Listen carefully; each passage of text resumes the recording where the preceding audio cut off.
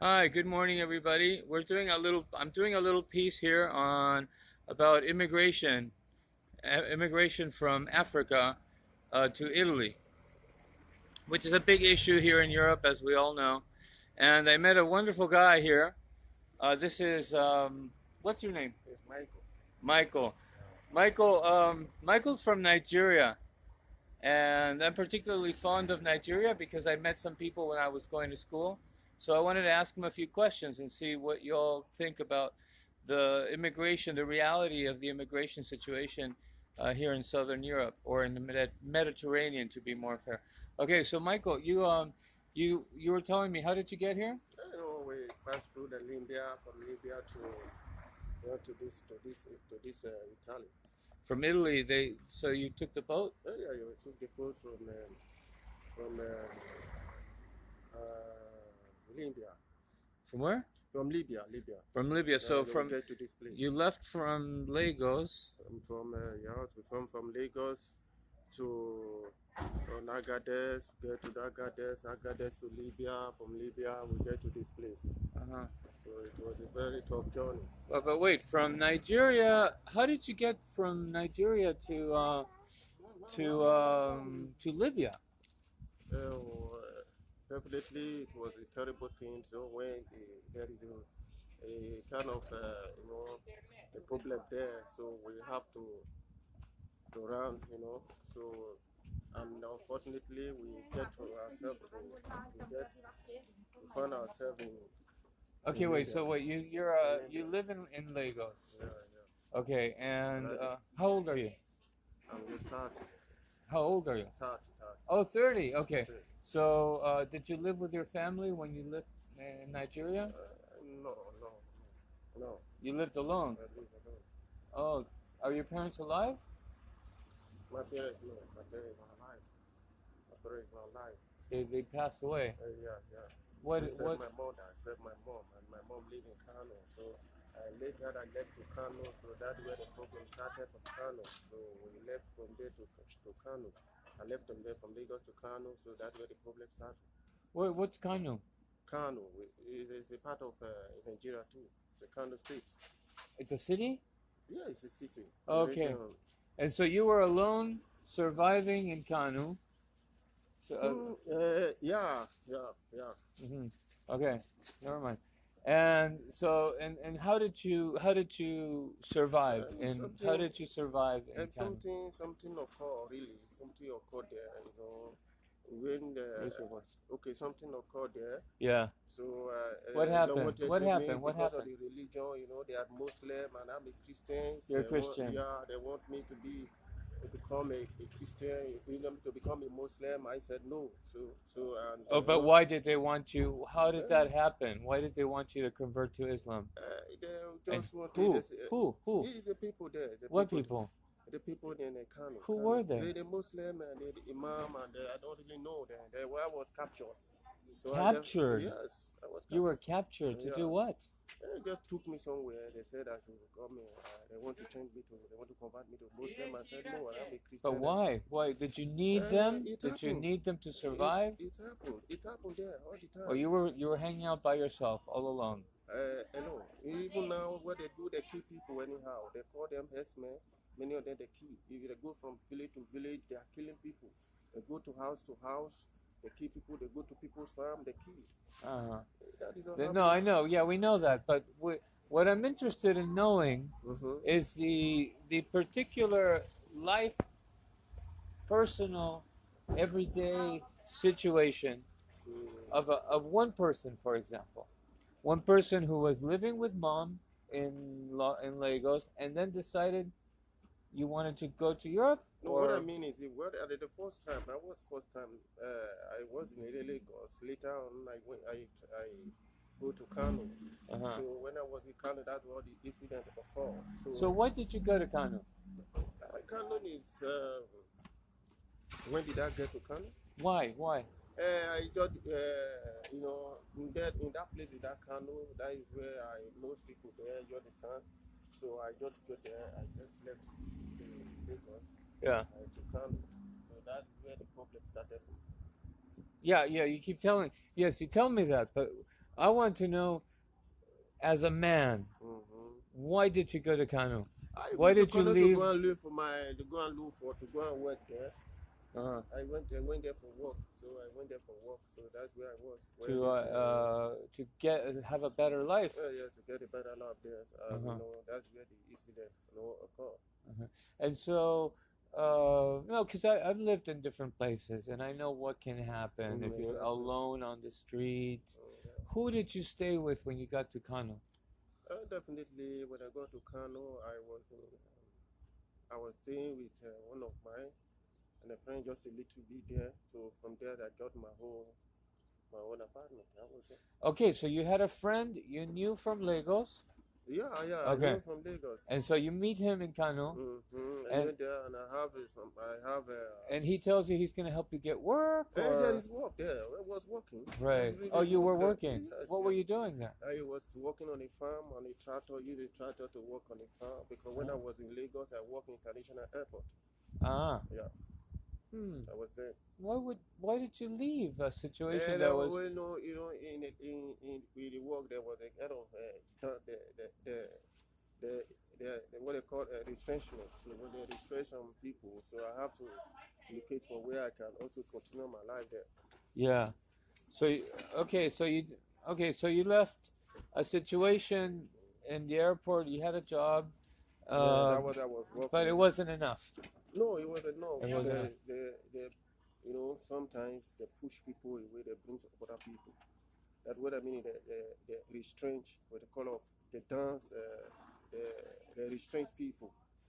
What they call retrenchment. So that is where the problem. Okay, so they favored other people. They favored for whatever reason. Yes, they say for now they don't have enough. They don't have enough money. So you weren't obedient enough. No, not obedient. No, we because, have 200 or something. We are 200 or something. You understand? 200 what? 200, almost 220, 230 employees. And they retrench every day, every year. Okay, so now these people, these Muslim people that gave you a hard time in Kano, how did you meet them, or how did they find you? No, actually, I was just coming from work when this incident happened. They need soldiers? Not really. Sometimes they need soldiers. They kidnap school children. They what? School children. They kidnap. Oh, they kidnap you. But for what reason, though? Definitely, when they took me, they said they want to convert me to Muslim. They want me to be a Muslim. But I said that maybe that at the end, maybe they will change me because they do sort people out. They will think to people, they will brainwash you and make you to be a Boko Haram, or maybe they will change you to go and do one of those things. So that one of these, they will brainwash you. So in other words, they don't tell you first that they recruit you. What they do is they lure you with a promise of help, work, home, no. Like livability. For me, I was coming from work. I was like, to me, I was just coming from work when the thing happened. So they took me to somewhere. They just kidnapped me. They took me to somewhere. They asked me, I should be a Muslim. That was the first. But why? Thing. Why did they want to convert you?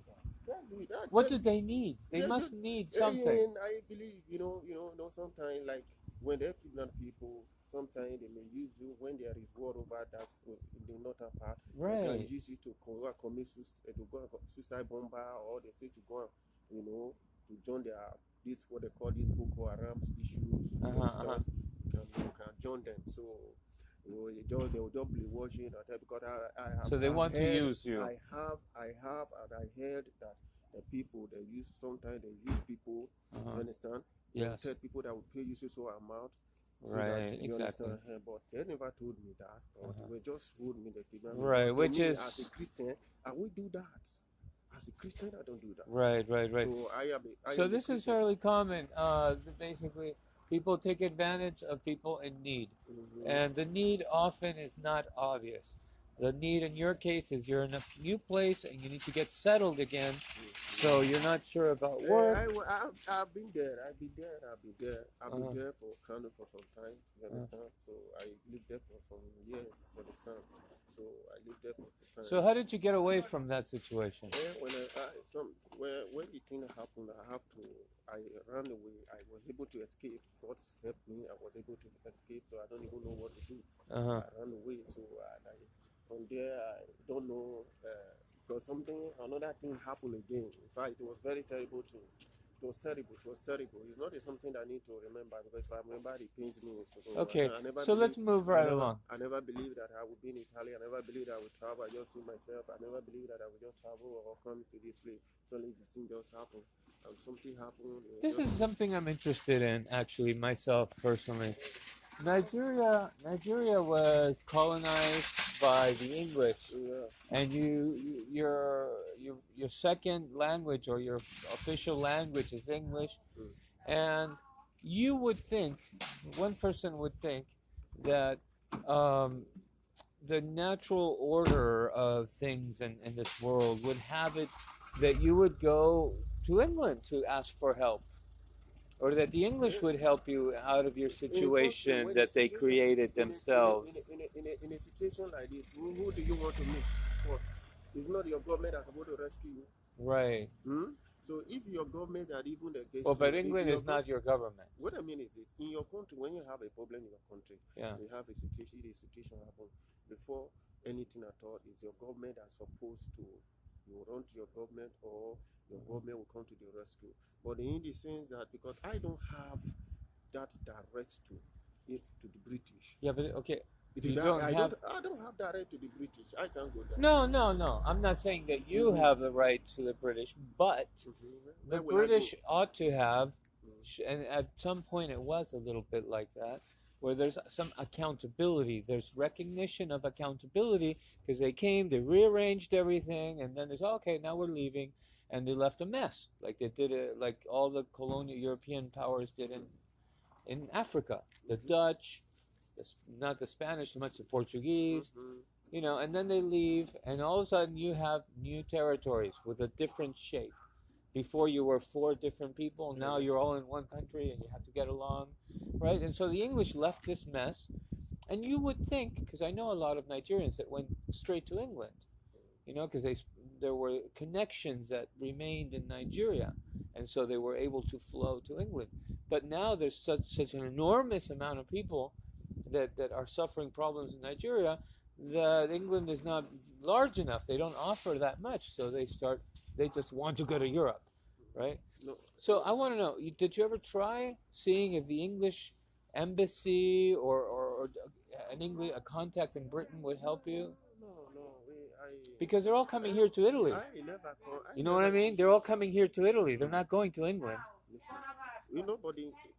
there's people, a lot of Nigerians who never believe they will come to Italy. Most of us, it's because of suddenly a problem that took us to this place. We never knew. But sometimes it's okay. Maybe when you get to Libya, and Libya is not conducive because of the war there. And from there, because of running, because of the fear of unknown in Libya, then you can just run. Okay, wait, let me see if I'm going to try to interpret this. Are you saying that after there were problems with the Muslims in England, terrorism in Libya and so forth, that the English became less accepting of immigrants from Nigeria? No, come again. I don't get you right. Okay, is what you said that after the English left Nigeria and the problems with Muslims and Libya and the bombing in Lockerbie and all these terrorism that had to do with the Muslim war and Britain occurred, that it affected Nigerians asking for British asylum. They became harder towards Nigerian immigrants. Definitely. Do you understand what I'm saying? That because of terrorism, did the English change their attitude towards Nigeria because of the increase of terrorism? No, they don't.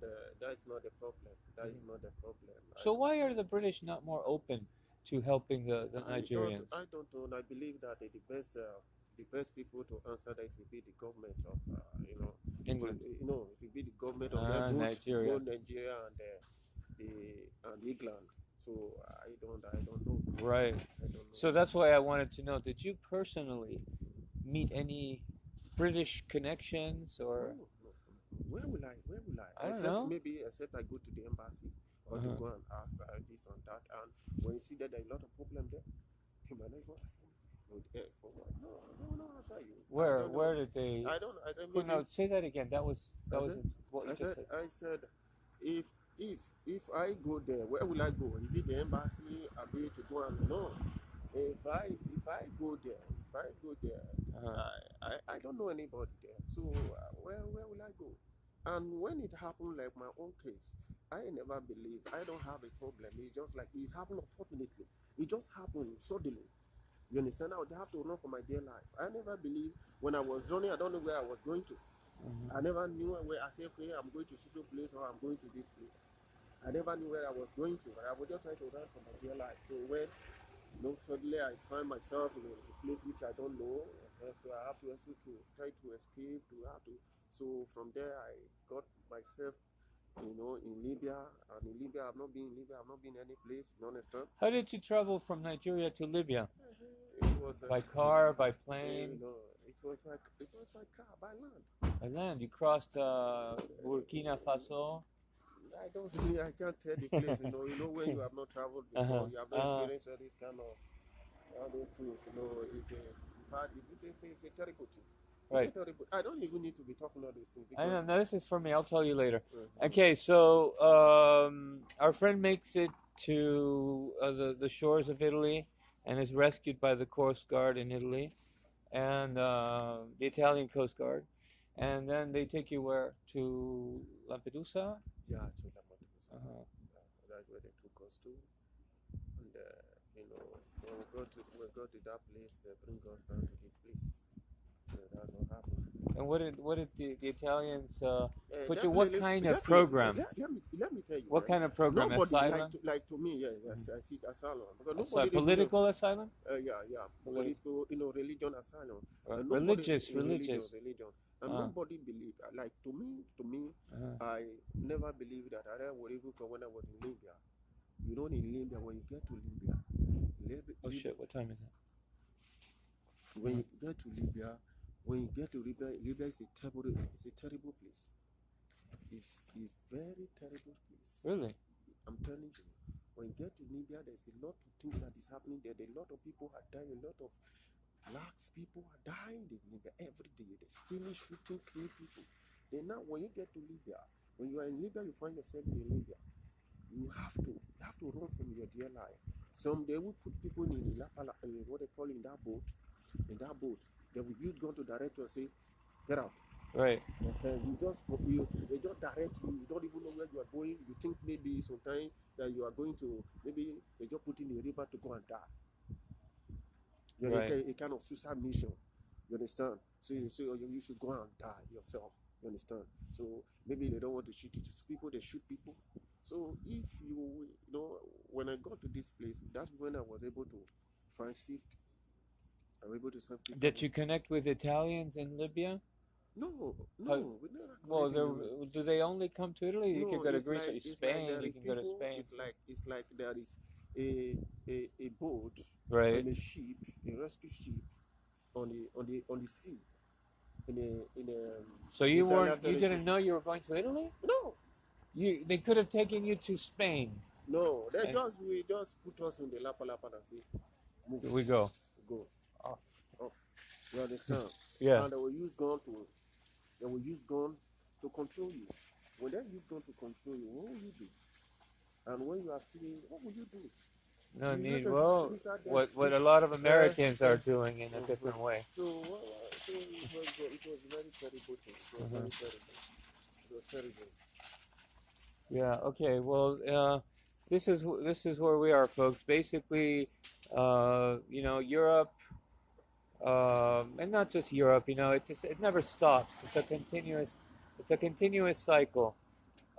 We go, we rearrange things, we get what we want, and then these countries are left with problems, administration problems, corruption, because we connect with the people who are obedient and do what we want them to do for our purposes, and then they're the ones that remain in power, and it's a corrupt situation of a few people with power and a lot of people that don't know what the hell is happening to their lives. And then on top of it, we go and blame them. They are still the problem. We're not causing the problem. They are the problem, even though we caused the problem. And it's just a mess. We're not going to Africa to at least get them back to the harmony and the stability and the peace, at least the same level of peace and harmony and prosperity that they knew, given the contextually the time period in history that it was when we got there. Instead, we gave them a bunch of stuff that is causing more problems and imbalances and inequality. Here we go. It's just a mess. It's just a mess. And this man has to start his life over in a place where he barely speaks any Italian. You speak any Italian? Poco. He's already 20, 30 anni, 30 years. Yeah. 30 years of age. And, you know, he's not a spring chicken anymore. He's not 18, he's 30. And it takes years to get assimilated into a country. Years before you actually have good friends that you can joke around and speak the same language with. He needs to be qualified.